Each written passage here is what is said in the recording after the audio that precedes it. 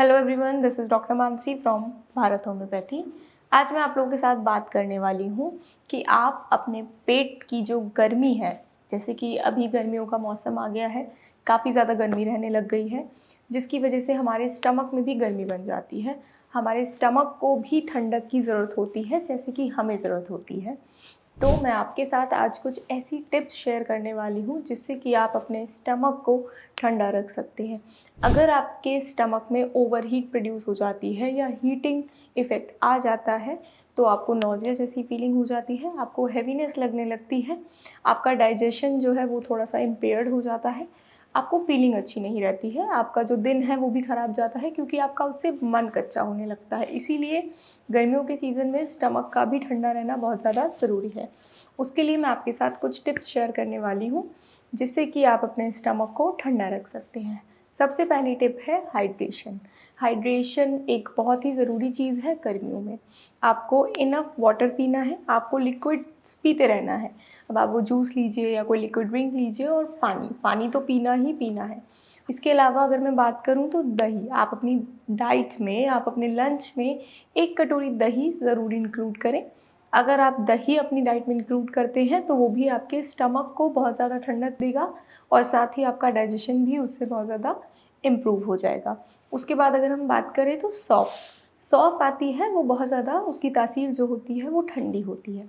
अगर आप सौंफ को अपनी डाइट में इंक्लूड करते हैं या तो आप अपने खाने में डालना शुरू कर दीजिए या फिर अगर आप चाय लेते हैं तो चाय गर्मी करती है, तो चाय में आप थोड़ी सी सौंफ डालकर पीने लगें तो उससे भी आपके स्टमक को बहुत ज़्यादा ठंडक मिलेगी।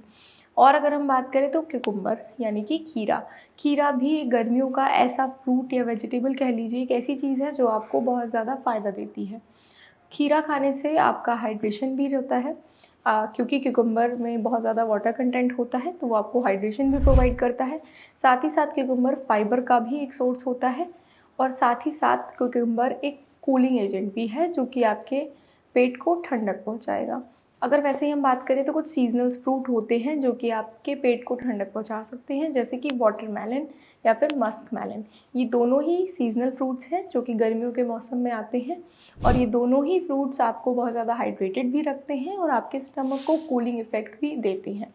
इसके अलावा अगर हम बात करें तो पुदीना, पुदीना भी इसी मौसम में ज़्यादा आता है, वो भी एक सीजनल हर्ब है। अगर आप उसको भी अपने खाने में यूज़ करें या फिर आप जो नींबू पानी पी रहे हैं या शिकंजी कुछ भी अगर आप ले रहे हैं उसमें आप अगर मिंट को ऐड करना शुरू कर दें, मिंट यानी कि पुदीना, तो उससे भी जो आपके शरीर की गर्मी है, जो आपके स्टमक में हीटिंग इफेक्ट होता है वो कम हो जाता है और आपके स्टमक को ठंडक मिलती है। इसके अलावा अगर मैं बात करूँ तो आपको गर्मियों के सीज़न में सबसे ज़्यादा बचना होता है फूड पॉइजनिंग से, क्योंकि इस मौसम में अगर आप थोड़ा सा भी 1 दिन पुराना या रखा हुआ या कहीं भी कंटामिनेटेड फूड खा लेते हैं तो आपको फूड पॉइजनिंग बहुत ज़्यादा जल्दी हो जाती है। तो उस चीज़ से आपको बचना है तो आपका स्टमक भी ठीक रहेगा।